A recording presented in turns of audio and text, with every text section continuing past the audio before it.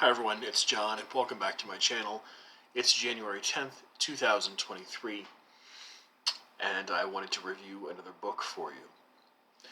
This is another book that I finished around the middle point of last year, maybe a little bit later, August or September or so of 2022. And I was turned on to this book by Peg over at the History Shelf, whom I mentioned dozens of times on this channel, one of my very close friends that I've made here on BookTube. And she casually mentioned this book to me one day and asked if I might want to read it, because the author was trying to get the word out and get publicity up about the book, and I contacted the author, and she said, sure, I'll send you a copy, just make sure and give me an honest review. And I can always be, I'm always good for that. So this is The Inheritors, an intimate portrait of South Africa's racial reckoning by E. Fairbanks. And what this is about is the culture, the government, and the lived everyday lives of people in and around the events of the lifting of apartheid in South Africa in the early to mid 90s. It goes back during apartheid, and it also sort of touches on post-apartheid events through the stories of the people mentioned in the book. But before I actually get into the meat of the book, I want to just talk a little bit about sort of what I was thinking about as I was reading it.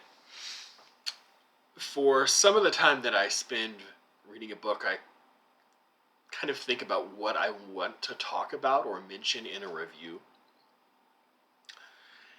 And for E. Fairbanks' The Inheritors, two quotes familiar enough to anyone who lives in a world of books came immediately to my mind. The first is perhaps Faulkner's most famous one-liner from Requiem for a Nun, and it is, "The past is never dead, it's not even past." Again, famous line. The second recapitulates the first, but adds to it in an important and psychologically insightful way, at least I thought. It's the last sentence of F. Scott Fitzgerald's The Great Gatsby. And it reads, "So we beat on, boats against the current, borne back ceaselessly into the past." And from what I understand, how I interpret it at least, what Fitzgerald means is that despite our efforts to create progress for a better future, or what we think is progress, we are nonetheless haunted by history's complex legacy that borne back ceaselessly of the quote. In 1994, when Nelson Mandela and the African National Congress, the ANC, were put into power in South Africa's first post-apartheid election, many people had an understandable sense of hope and the possibility of new beginnings. Nearly a decade on from that historic victory, however, South Africa is still plagued with the self-same set of racial and, just found a typo in my own review. It's not a decade. I think I meant to write generation on.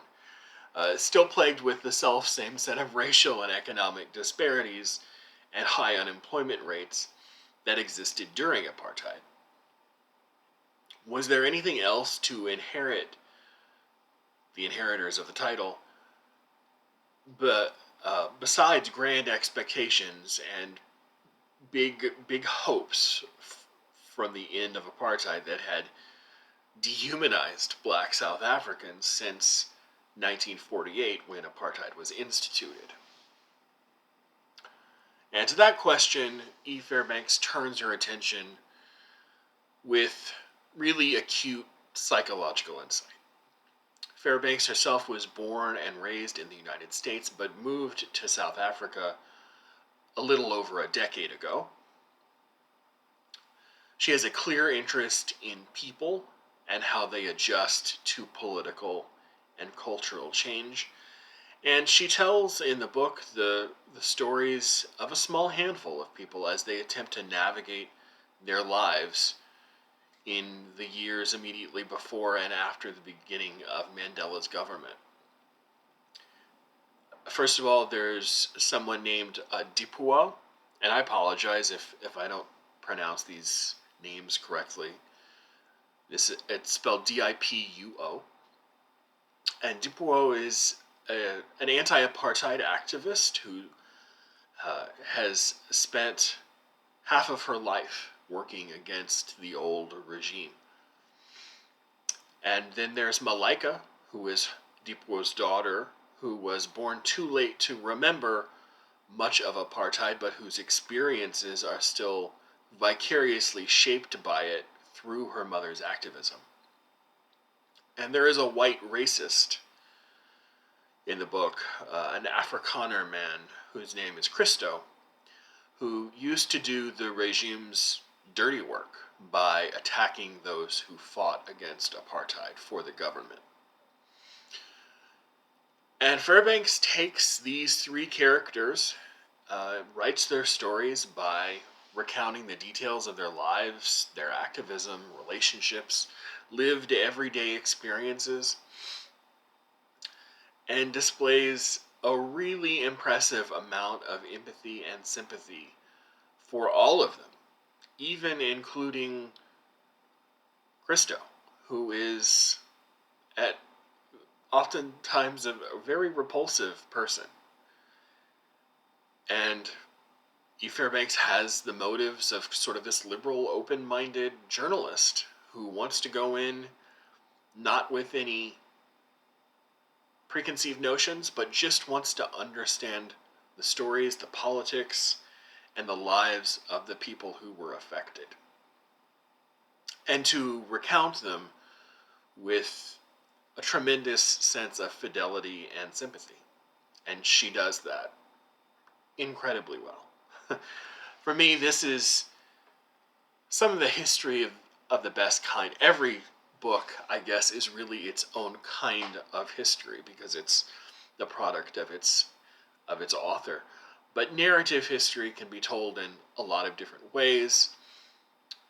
You can have dry as hay, chronological recountings of facts, right? There's this great man idea of history that favors the actions of single individuals who are these sort of Übermenschen who drive history forward, monarchs, aristocrats, generals, the like. This is not that, and it's a better book because of it. This sort of avoids that. It focuses on, like I said, people you don't know. You don't know Dipuo, you don't know Malaika, you have no idea who Christo is. And it also reads at a clip. Much of the book is actually dialogue driven, including the conversations that Fairbanks has with the people involved. She will include some of her own questions and own reflections and kind of insert herself in the book, never obnoxiously, but just to let you know that she is there doing the research and asking the questions firsthand. The lives analyzed are ordinary South African people leading ordinary, average, everyday lives.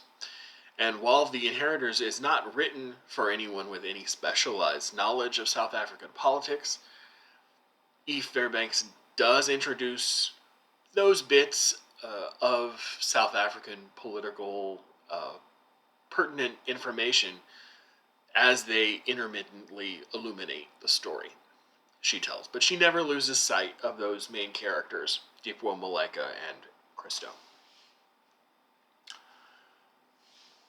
Eve Fairbanks is obviously interested in the changing hopes, dreams, expectations of the people she studies, and sometimes they fall into the background as she dives into the greater cultural zeitgeist of the country.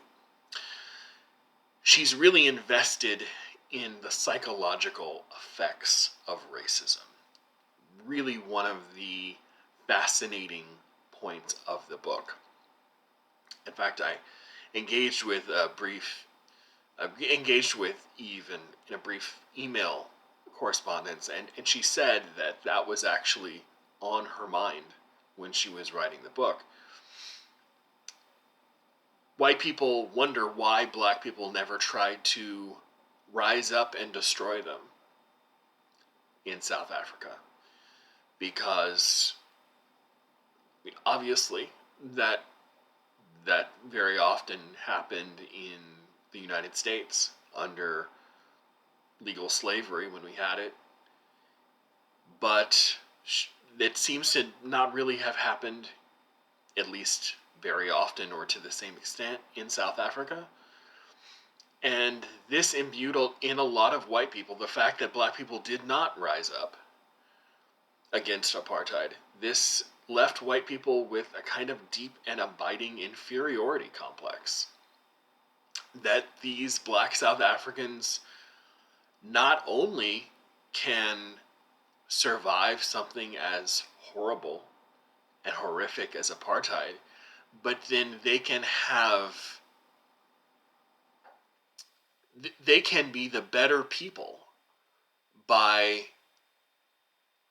being resilient enough and not having the bitterness or resentment in their hearts to violently strike back at their former oppressors, which they probably easily could have done with the rise of the ANC, right? But that's not what happened. Why did whites insist on seeing an act of reconciliation on the part of the ANC, which basically approached whites and said, look, all we want is a government where white South Africans are treated equally to black ones. And this is the definition of equality, right? But a lot of former apartheid supporters saw this as a question that was rife with humiliation and degradation, and thought that the suggestion of equality was humiliating to them. And it was really just a good faith effort to reset the clock without any fear of reprisal. But a lot of white South Africans just didn't want to have it. Fairbanks is a careful, instinctive psychologist while she writes, and she's a psychologist of the angst and the anxiety that pervaded and continues to pervade the white elite in South Africa. She's just an adept at investigating the same race-based questions that haunt many black South Africans. And as fascinating as engaging as the stories of Dipuo, Malaika, and Christo are, her analyses of these questions were probably my favorite part of the book. It's as if she had taken the insights of a whole host of black intellectuals, from W.E.B. Du Bois to Frantz Fanon, and has recast them in political context in Mandela's South Africa without ever sacrificing any of the intellectual rigor or the deeply human cast they bring to her story.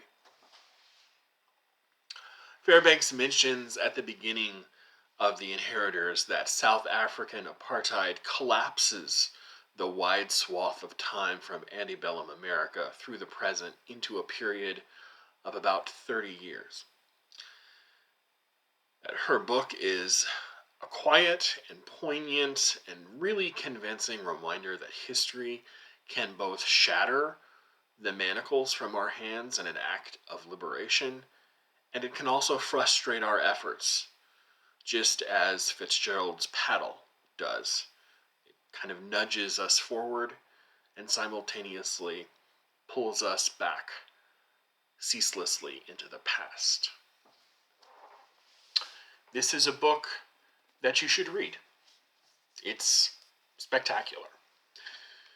This is The Inheritors, an intimate portrait of South Africa's racial reckoning by Fairbanks. I will see you anon. Bye.